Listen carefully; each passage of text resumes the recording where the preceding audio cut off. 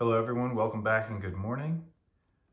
It is time for me to post my follow-up video on my newest acquisition, which we see here spinning in my Wolf winder, the IW344202. That's the Portugieser rose gold 42mm perpetual calendar. So let's get into it. This is actually my second upload of this video because my first attempt, the lighting was rancid and almost unwatchable. While I get this out, I purchased this Wolf winder because I purchased a perpetual calendar. I did get it secondhand. It is driven by D batteries or power.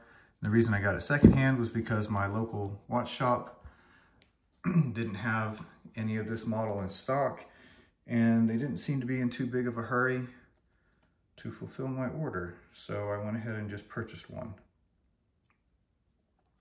And I really enjoyed having it in the closet. So for the sake of brevity and a little bit more of a focused video, I actually wrote myself a script, not a script, but a few bullet points to talk to you about.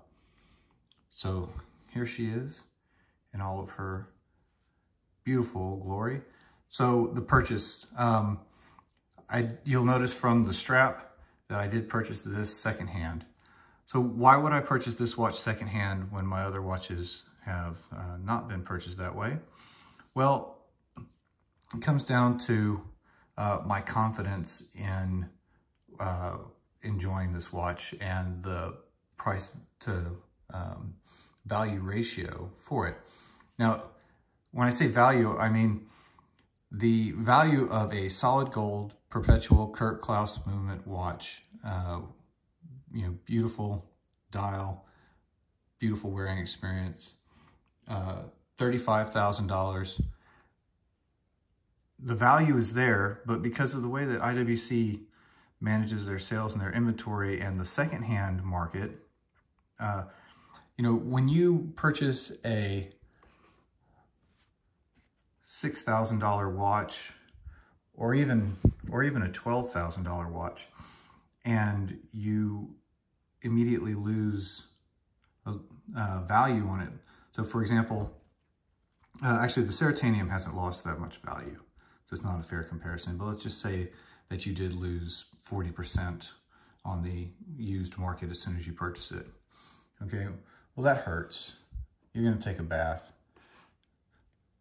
Obviously, as a relative proportion, if you take a bath on a $6,000 watch and you lose 40% of the value, and it's not that the Mark 20 doesn't really lose 40% of its value. It loses about 10, 15% of its value on the aftermarket, but it doesn't hurt that much. If you lose 40% of the value on a $35,000 watch because it turns out that it just didn't have the place in your collection that you thought that it would, or you just didn't get the enjoyment out of wearing it that you thought that you would, that's a little difficult to swallow. And I'm not really a watch flipper or trader, but at the same time, just the confidence of knowing that the value that I put into the watch will be something similar to what I would be able to get out of it is a lot more palatable. So that's why I didn't buy it brand new. And there aren't very many examples of this available right now for purchase, but they're definitely out there, and they're definitely, and the range of price varies pretty wildly. So I bought this from a really nice guy off of the West Coast, and I feel like I got a good value for it. So going into the watch, the sizing, this is a 42mm watch on my 6 1/4 to 6 1/2 inch wrist. And you can see it fits very nicely. It's definitely bold. One of the things that I love about IWC watches in general, except for the Aquatimer or the Ingenieur, would be the ratio of dial to overall watch face. And this watch really just explodes off the wrist. It's highly visible with this beautiful white dial. The gold really accentuates it. I really like how, versus the stainless model, how the hands and numerals match the case, and that was something that was appealing to me versus the stainless steel on black. So the size, I feel it's appropriately bold, and it doesn't overlap a relatively small, thin wrist. The proportion, the way that the numerals are laid out, the proportion of the sub-dials is, I think, fantastic. I love how none of the numerals, the Arabic numerals, are cut off. I like the dimensions of the hands. I love the curved lugs, how it helps the watch melt into the strap to give it a better dimension of wearability. You know, this is really aimed at, you know, what can we get a perpetual calendar into with all of the information that you want, but all of the wearability that you were previously lacking in still a standout case. And I think that they did just a fantastic job. The dial is not always captured accurately as the photos, but that's why I'm reshooting this video. You can see it's this beautiful silver opaline dial, and in the sunlight it just explodes. So let's talk about some of the other wearing experience of this watch. I'll try and give you a little bit of insight into the rotor noise. You know, it is a gold rotor. Sorry, a tungsten rotor with a gold weight in the center. And let's see if you can get this.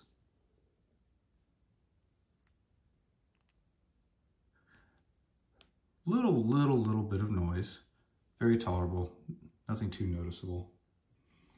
The winding is actually in the reverse direction. Kind of threw me for a loop the first time that I wound it. So I was winding it this direction and not getting any result. A little bit scary when you buy a secondhand watch, but then when I figured that out, it was reassuring. Setting the watch is simple. I keep it on a winder so it doesn't die, but it's the same one click, two click as you would for anything else.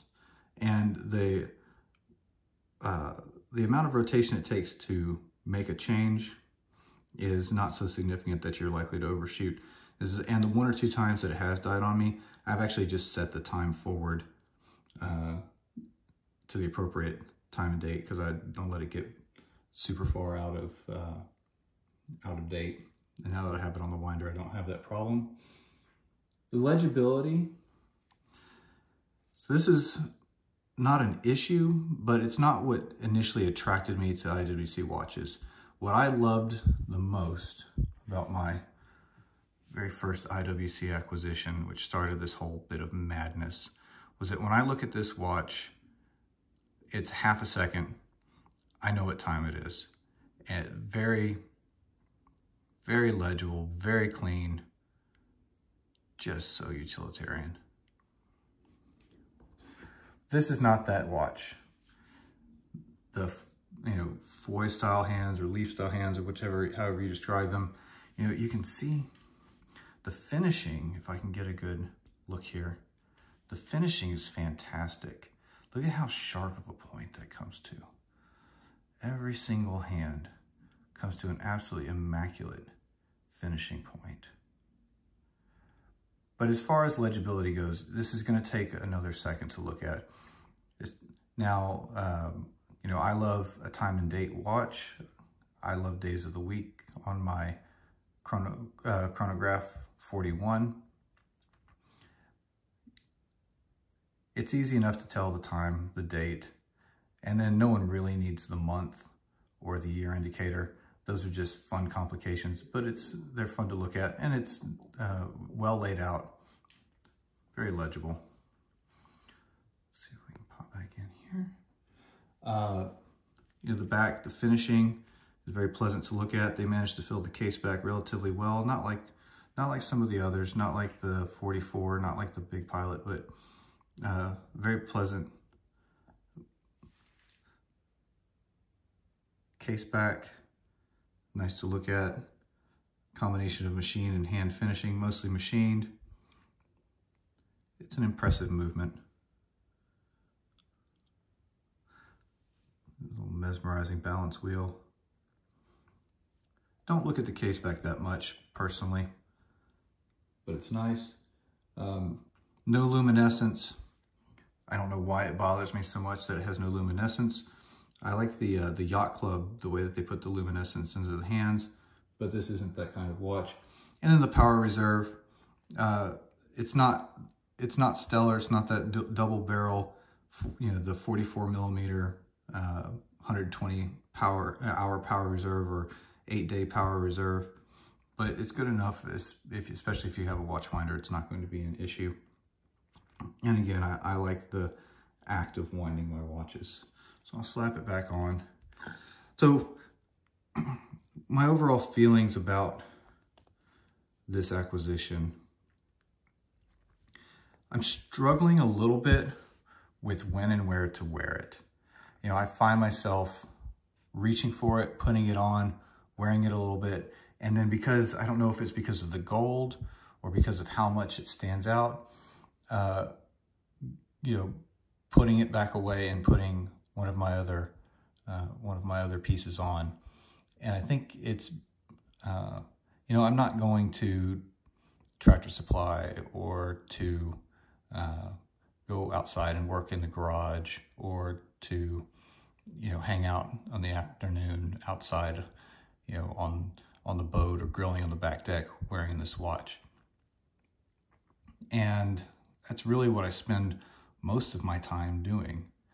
And so when I'm at work, I'll throw this on if it's not a more down and dirty work day. If it's an office day, sure, I love to wear this watch. It makes me happy, but it simply does not get the wrist time in my life that the other pieces get. So let's go on to, again, where it fits in the collection.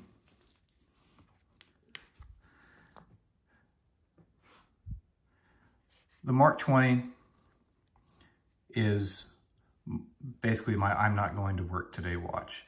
And every time I think I've figured out that the strap that I have on it is the strap that, you know, God intended to be on this strap, it's the most amazing thing ever, I can't imagine wearing it on another one, I change it up and feel the exact same way about the new strap.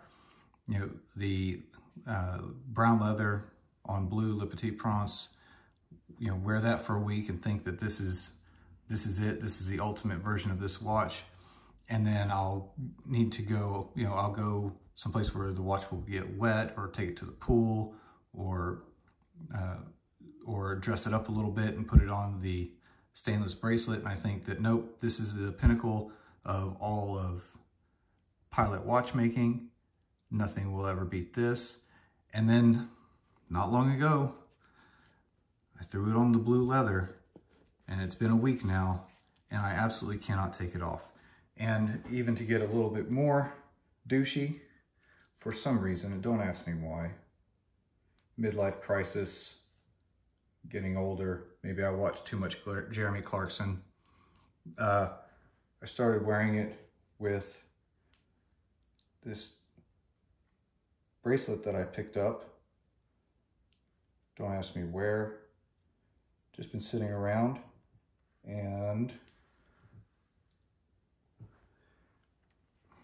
even more in love with the blue leather strap. And so when I'm not at work, this has found itself with the most time on my wrist.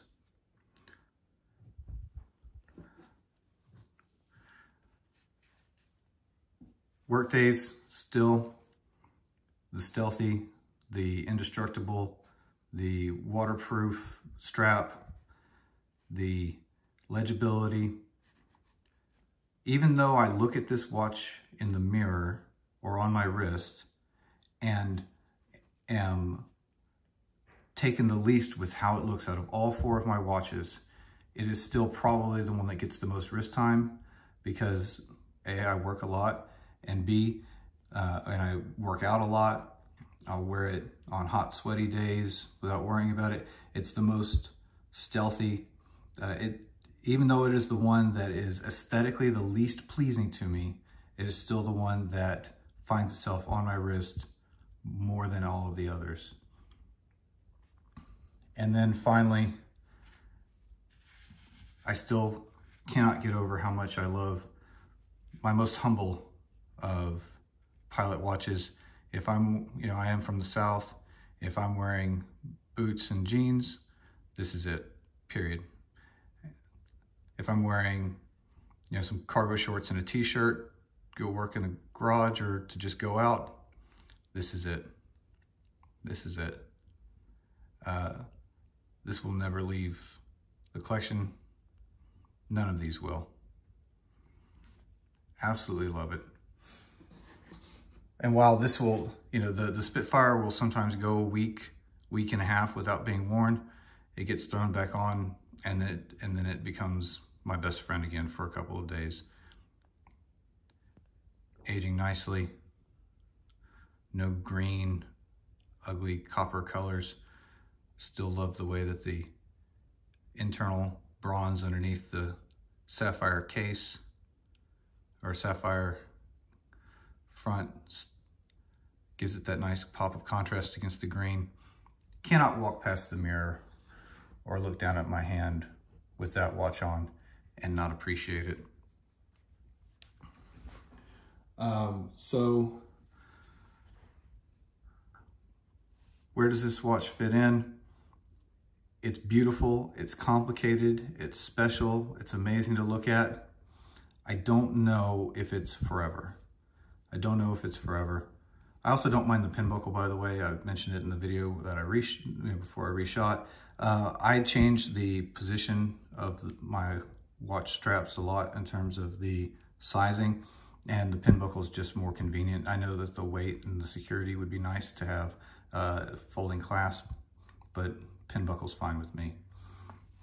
So let me know what you think if you care to comment, or if you've got it this far in this video. Does this watch fit the aesthetic? Does it fit the collection? Is it the variety that I need? Or should I go for something a little bit bigger, a little bit bolder, and start looking at a pilot watch, either annual or perpetual calendar in this ridiculous monster size with a big bold strap and a little bit more durability? I don't know. Let's slap this back in the winder. I should just wear it for the rest of the video, but now that I've got the Mark 20 back on, we'll just roll with that. We'll put you back home, and we'll let you spin. All right, so let's go do a couple of quick question and answers from the video, and we'll get it done hopefully in a tight 20. So one of the things that I've gotten a lot of comments about, or a couple of comments, my videos aren't watched enough to have lots of comments, is the quote-unquote jumping minute hand of the Mark 20. So let's just set this to rest. So when the minute hand is jumping, I'll just pull it out here. So when the minute hand is jumping, you'll see, first of all, there is a few degrees of play in turning before you get any movement in the minute hand. I'm gonna put the minute hand, I'll hack it at the correct time in just a moment, but when you push the watch in all the way, well, it didn't even do it that time. Didn't even jump. But when you push the hands in all the way, what's I suspect is actually happening is there's a rotational component in how you push the crown in. And also, I think that depending on how the crown is positioned, there might be a little bit of tension up against the minute hand. So for the people who are being driven insane by the fact that the minute hand can jump when you start the time back up again, and you've taken all the time to hack it to the exact second at the top of the hour or at the top of the minute, here's how you get around this. Okay, set it exactly as you want it. And when you're ready, don't depress the crown all the way into the 0 position. Just engage it at the second level where the date is. Dink. Done. No jump in the hand. I'll show you one more time. Now when I pull it out, watch, you might see a little jump. No, not that time. Because I'm pulling exactly straight out with no rotational or torsional component to it. And then, again, you know, set it to the exact time that you want. Get it how you want it. And just give it one click in. Nice and easy. Just like that. To that date adjust position. And you won't get any jump. So I'm going to wait till, I'm going to hack it at the top of the minute. Now this time it'll jump because I'll screw it up just to prove a point. And it's going to happen. You know, it's a machine put together by men and women with mechanical teeth that have to be looked at through a jeweler's loop at 10x magnification and finished and perfect. It's simply not going to be this level of perfection that you can get with a piece of quartz. So every once in a while you're going to get a jump that because you weren't paying attention or you're in a hurry or some random chaotic setting of the way the gears are. It's not the end of the world. It might drive you insane. Set it to where you want it. Give it one click in. Engage the second hand. Now it can't jump. And now we're done with this. We don't have to think about it anymore. No, oh, number 2, the ease exchange straps. Look, the ease exchange strap, there is no such thing as a free lunch. There is no medicine with no side effects. There is no convenience without some trade-off. Is the standard leather strap, better than the ease exchange? Yes, listen, it's silent, it's tight, it's beautiful. It's just a better strap. It is a better strap. But if you're going to be changing your watch straps, like I do, if you know, this is the pin buckle bouncing there. I'll try and get rid of that sound. But you know, you're going to get a little bit of play. It's metal on metal. That's the way that the system releases. But if you want to be able to go from leather to rubber to bracelet, and the bracelet part of it's really the tough one. That, you know, you could do the pin buckles. You could do the quick release with the spring-loaded nub, you know, the nub on the spring bar. You could do that. And would that be optimal? Maybe, but then you have a less secure bar. So, you know, you just have to decide where your values are in the watch that you have. And if you have a watch that you're never going to change the strap on, by all means, get the regular strap. It is simply better. But just remember, you know, go ahead and sit in your workshop, design a quickly swappable, non-patented, you know, not infringing on someone else's patent, secure, robust watch strap, and then patent it, and then sell it to IWC, and I'll be the first to buy it. But until then, just understand that there are going to be trade-offs for any convenience in terms of stability, or not even stability, I don't know what to say. Maybe manufacturing tolerances. Doesn't matter, still gorgeous. And then, again, what's next? Well, I'm gonna cool off a little bit. I'm going to keep enjoying this gorgeous timepiece right here. And if I find that it just doesn't have the place in my life that I thought that it would, then maybe she goes to someone whose life is more appropriate for wearing it, and I might find a big pilot on a big, thick, weighty leather strap in my future.